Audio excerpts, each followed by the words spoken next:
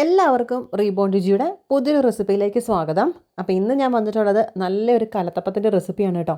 അപ്പോൾ എല്ലാവർക്കും ഉള്ളൊരു സംശയമാണ്, എല്ലാവരുടെ വീടുകളിലൊന്നും അപ്പക്കാരം അല്ലെങ്കിൽ നമ്മുടെ ബേക്കിംഗ് സോഡ ഒന്നും ഉണ്ടാവണമെന്നില്ലല്ലോ. അപ്പോൾ അപ്പക്കാരം ഒന്നും ഇല്ലാതെ തന്നെ നമുക്ക് നല്ല പെർഫെക്റ്റ് ആയിട്ടുള്ള നമ്മുടെ ഈ ഒരു കലത്തപ്പം റെഡിയാക്കി എടുക്കാൻ വേണ്ടിയിട്ട് പറ്റും. അപ്പോൾ അതെങ്ങനെയാണെന്ന് നമുക്ക് നോക്കാം കേട്ടോ. അപ്പോൾ നല്ല സോഫ്റ്റ് ആൻഡ് നല്ല ആരൊക്കെ എടുത്ത് നല്ല പെർഫെക്റ്റ് ആയിട്ടാണ് ഇത് വന്നിട്ടുള്ളത്. അപ്പോൾ നമുക്ക് നേരെ വീഡിയോയിലേക്ക് പോവാം. അപ്പോൾ അതിന് മുൻപ് പുതിയതായിട്ട് കാണുന്ന ആരെങ്കിലും ഉണ്ടെങ്കിൽ നമ്മുടെ ചാനൽ ഒന്ന് സപ്പോർട്ട് ചെയ്യാൻ വേണ്ടിയിട്ട് മറക്കരുത് കേട്ടോ. നിങ്ങളുടെ ഫ്രണ്ട്സിനൊക്കെ ഒന്ന് ഷെയർ ചെയ്ത് കൊടുക്കാൻ വേണേ. അപ്പോൾ നമുക്ക് നേരെ വീഡിയോയിലേക്ക് പോവാം. അപ്പോൾ ആദ്യം തന്നെ ഞാനിവിടെ എടുത്ത് വെച്ചിരിക്കുന്നത് 1 കപ്പ് അരിയാണ് കേട്ടോ. അപ്പോൾ ഇപ്പോൾ കപ്പ് തന്നെ അളവ് വേണമെന്നല്ലോ. നമ്മളിപ്പോൾ ഗ്ലാസ് ചായ കുടിക്കുന്ന വലിയൊരു കപ്പ് ഉണ്ടല്ലോ, അതിന് അളന്നെടുത്താലും മതി കേട്ടോ. ആ ഒരു കപ്പ് തന്നെ എപ്പോഴും അളവെടുക്കണമെന്നേ ഉള്ളൂ. പിന്നെ വേണ്ടത് ഒരു 250 ഗ്രാം ശർക്കരയാണ്. നമ്മളിപ്പോൾ വാങ്ങുന്നതിന് ഒരു 4 അച്ച് ശർക്കര എടുത്താൽ മതി. ഞാനപ്പോൾ അത് പൊട്ടിച്ചിട്ടതാണ്. ഇനി ഒരു 3-4 ചെറിയുള്ളി അരിഞ്ഞെടുത്തതും, അതേപോലെ തന്നെ ഒരു 2 ടേബിൾ സ്പൂണോളം തേങ്ങാക്കൊത്തും, പിന്നെ ഒരു 1 ടേബിൾ സ്പൂണോളം എള്ളും, പിന്നെ നമുക്ക് ഒരു 1 ടേബിൾ സ്പൂണോളം ചോറാണ് കേട്ടോ ഇത്. അതേപോലെ തന്നെ നമുക്ക് ഇനി നല്ല ജീരകം ഒരു പിടിയും, പിന്നെ നമുക്ക് ഏലക്ക ഒരു 1-2 എടുത്താൽ മതി. ഇതിപ്പം വലിയ കളറൊന്നും ഇല്ലാത്ത ആയതുകൊണ്ട് ഞാനൊരു 2-3 എടുത്തതാണ്. നല്ല കളറൊക്കെ ഉണ്ടെങ്കിൽ ഒരെണ്ണം മതിയാവും കേട്ടോ. ഇനി നമുക്ക് വേണ്ടത് 1 കപ്പ് വെള്ളമാണ്. ഇത് അരച്ചെടുക്കാൻ പാകത്തിനുള്ളതാണ്. അപ്പോൾ ഇതുപോലെ ഏതാണ് അളവെടുക്കുന്നത് ആ ഒരു അളവ് കപ്പിന് നമ്മൾ എല്ലാ സാധനവും ആ ഒരു ക്വാണ്ടിറ്റി തന്നെ എടുക്കണം, നമ്മൾ പറയുന്ന പോലെ തന്നെ. ഇനി നമുക്ക് ഒരു ജാറിനകത്തേക്ക് അരി ഇട്ട് കൊടുക്കാം. അപ്പോൾ ഞാനത് ചെറിയ ജാർ ആയതുകൊണ്ട് 2 ട്രിപ്പായിട്ട് അടിക്കാമെന്നാണ് വിചാരിച്ചത്. പക്ഷേ എല്ലാം കൂടി ഇട്ടപ്പോൾ കുറച്ചേ ഉണ്ടായിരുന്നുള്ളൂ കേട്ടോ. അപ്പോൾ ഞാൻ ആദ്യം ഒന്ന് ഇട്ട് കൊടുത്തതാണ്. അപ്പോൾ ഇതുപോലെ അരി ഇട്ട് കൊടുത്തു. നമുക്ക് അതിനകത്തേക്ക് ഇനി ഇതുപോലെ വെള്ളം ഒഴിച്ചു കൊടുത്തിട്ടുണ്ട്. ഈ 1 കപ്പ് വെള്ളം ഒഴിച്ചിട്ട് വേണം നമുക്ക് ഇത് കംപ്ലീറ്റ് ആയിട്ട് അരച്ചെടുക്കാൻ വേണ്ടിയിട്ട്. അപ്പോൾ മൊത്തത്തോടെ ഇട്ടിട്ടുണ്ടെങ്കിൽ എന്തായാലും അടിയല്ല കേട്ടോ. അപ്പോൾ അതുകൊണ്ട് കുറച്ച് മാത്രം വെള്ളം ഒഴിച്ചു കൊടുക്കാം. അപ്പോൾ ഇത് എള്ളാണ് കേട്ടോ ഞാൻ ഈ പെറുക്കി മാറ്റുന്നത്, വേറെ ഒന്നുമല്ല കേട്ടോ. അപ്പോൾ ഇപ്പോൾ ഞാൻ കുറച്ച് ഒഴിച്ച് കൊടുത്തിട്ടുള്ളൂ. അപ്പോൾ നോക്കുമ്പോൾ ഇത് 2 ട്രിപ്പായിട്ട് അടിക്കേണ്ട ആവശ്യമില്ല, ഒറ്റയടിക്ക് ഇടാമെന്ന് വിചാരിച്ച് ബാക്കിയും കൂടെ അങ്ങോട്ട് ഇട്ടുന്നുണ്ട് കേട്ടോ. പിന്നെ നമുക്ക് അതിനകത്തേക്ക് ചോറിട്ട് കൊടുക്കാം. അതേപോലെ തന്നെ നല്ല ജീരകവും ആ ഏലക്കായും ഇട്ട് കൊടുക്കാം. പിന്നെ നമുക്ക് ആ ബാക്കി ഞാൻ എടുത്ത് വെച്ചിട്ടുള്ളായിരുന്ന ആ അരിയാണ്, അതും കൂടെ ഞാൻ ഇതിനകത്തേക്ക് മുഴുവനായിട്ട് ഇട്ട് കൊടുത്തിട്ടുണ്ട് കേട്ടോ.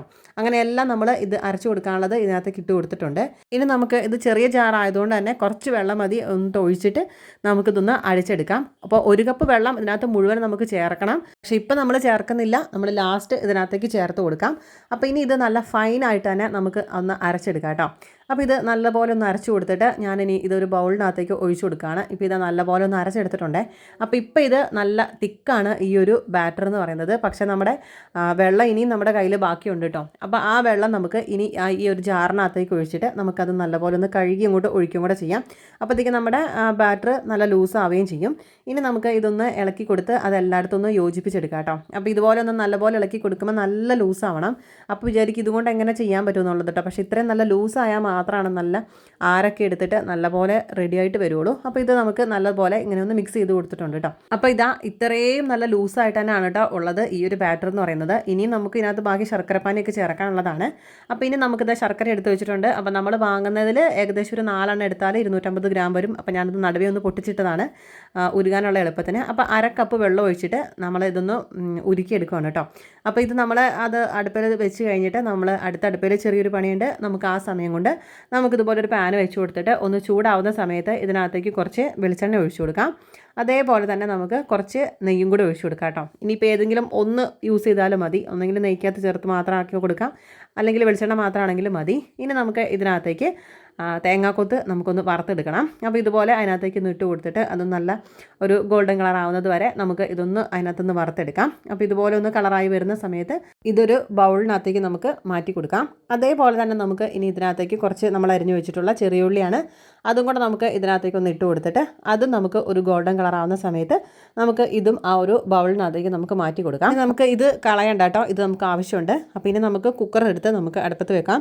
ഇത് 3 ലിറ്ററിൻ്റെതാണ് കേട്ടോ. നമുക്ക് 5 ലിറ്ററിൻ്റെ ആണെങ്കിലും കുഴപ്പമില്ല. നമുക്കിതൊന്ന് മീഡിയം ടു ലോ ഫ്ലെയിമിലായിട്ട് ഇട്ടിട്ട് നമുക്കിതൊന്ന് നല്ല പോലെ ഒന്ന് ചൂടാക്കിയെടുക്കാം.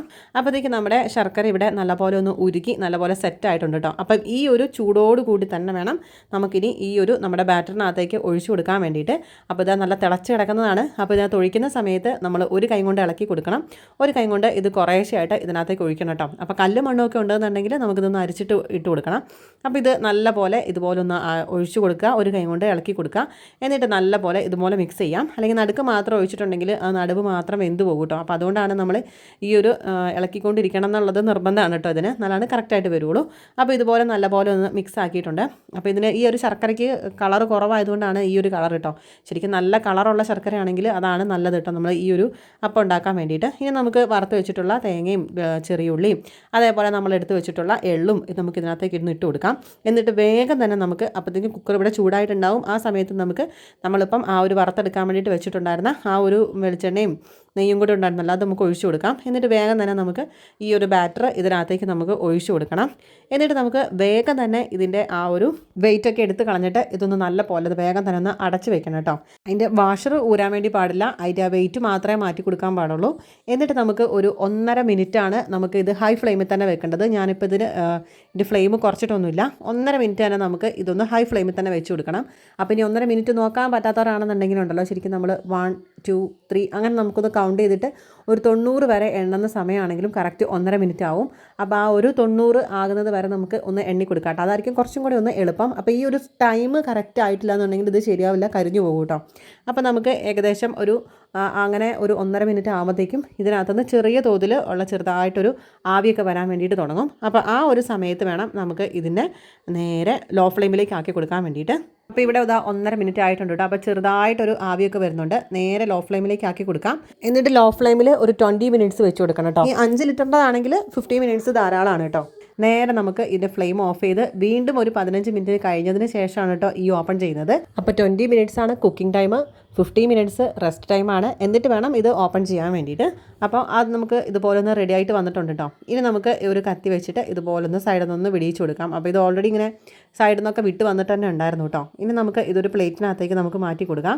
അപ്പോഴത്തേക്ക് നല്ല എന്താ പറയുക, നല്ല സോഫ്റ്റ് ആൻഡ് നല്ല ജെല്ലി പോലെ നല്ല ഇങ്ങനെ ആ ഒരു ടെക്സ്ചറിലൊക്കെ തന്നെ വന്നിട്ടുണ്ടായിരുന്നു കേട്ടോ. നല്ല പെർഫെക്റ്റ് ആയിട്ട് തന്നെ വന്നിട്ടുണ്ട്. ഇത് കാണുമ്പോൾ തന്നെ നിങ്ങൾക്ക് അറിയാമല്ലോ, നമ്മൾ അടിഭാഗം കരിയോ അങ്ങനെ ഒന്നും ചെയ്തിട്ടില്ല കേട്ടോ. അപ്പോൾ നല്ല പെർഫെക്റ്റ് ആയിട്ട് തന്നെ ഇത് വന്നിട്ടുണ്ട്. അപ്പോൾ ഞാനിതിൻ്റെ ഉൾവശം ഒന്ന് കട്ട് ചെയ്തും കൂടെ കാണിക്കാം. അപ്പോൾ കട്ട് ചെയ്ത സമയത്ത് നല്ല ആരൊക്കെ എടുത്ത് നല്ല പെർഫെക്റ്റ് ആയിട്ട് തന്നെ വന്നിട്ടുണ്ട് കേട്ടോ. അപ്പോൾ ഇത് ചൂടാറാനുള്ളൊരു സമയം കിട്ടിയിട്ട് ഇതൊന്ന് കട്ട് ചെയ്യാൻ വേണ്ടിയിട്ട്.